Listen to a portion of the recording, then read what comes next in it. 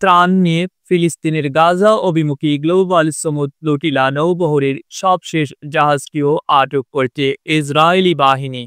শুক্রবার ৩ অক্টোবর স্থানীয় সময় সকাল 10:30টার দিকে গাজা উপকূলে আসলে ম্যারিনেট নামের জাহাজটির দখল নেয় ইসরায়েলি সৈন্যরা। এর আগে বুধবার ১ অক্টোবর ও বৃহস্পতিবার ২ অক্টোবর দুদিনে গ্লোবাল সমুদ্রটিলা নৌবহরের অন্য সব জাহাজের নিয়ন্ত্রণ নেয় ইসরায়েলি বাহিনী। লাইভ স্ট্রিম ভিডিওতে দেখা গেছে শুক্রবার সকালে ইসরায়েলি বাহিনীর সদস্যরা জোর করে জাহাজটিতে উঠে পড়েন। পোল্যান্ডের পতাকাবাহী ম্যারিনেট জাহাজটিতে ৬ জন ক্রু আছেন বলে জানা গেছে।